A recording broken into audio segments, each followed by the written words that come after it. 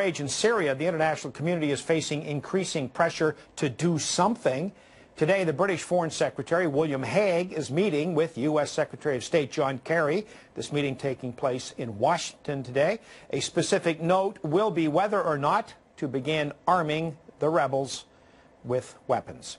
Emanuele Ottolenghi is a senior fellow at Foundation of Defense of Democracies. He joins us today from Washington. Mr. Ottolenghi, thank you for joining us today. Thank you for having me. Good morning. Sir, Kerry and Hague may be foreign policy heavyweights, but why should we expect anything of significance to come out of this meeting? The West, for 2 years now, has been talking about Syria, but doing precious little. Well, you have certainly a very good point. I think that the fact that for 2 years the West position has been that on the one hand, President Assad must go, but on the other hand, the West is not going to do anything to facilitate that outcome, has produced the current situation.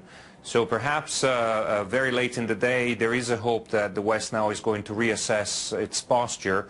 There is no discernible advantage in an outcome where the Syrian president and his regime stay to control either the entire country, defeating the rebels, or keeping control a significant part of it.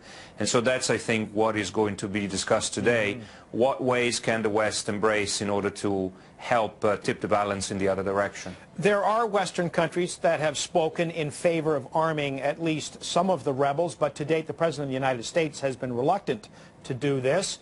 Is everyone waiting for the United States to lead?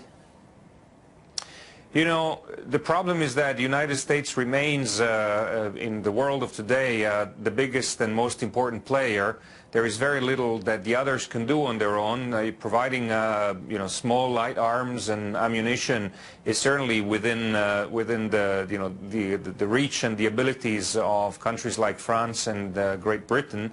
But the United States can make a significant difference. And unfortunately, our reluctance to intervene out of fear that we would favor, extreme Sunni Salafi rebels in the process and Al-Qaeda affiliates has turned out to be a self-fulfilling prophecy. So now we're left with a very unpalatable set of options. Still, I think the worst outcome possible in this game would be for Assad and his allies to win.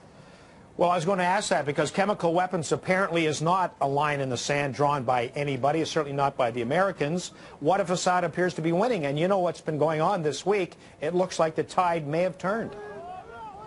That is absolutely right. And here is, one of the dilemmas that policymakers should confront in the West. The regime in power has apparently used chemical weapons, as the evidence suggests. So, they have no restraints when it comes to the use of these deadly weapons against their own people. If, the other side wins, and it is led indeed, as it seems today, by Al-Qaeda affiliates, we may find ourselves very soon in a situation where Al-Qaeda proxies have control of chemical weapons. So the middle course should be, at the very least, to consider ways where the West can neutralize those weapons so that neither side in the long run can make use of them.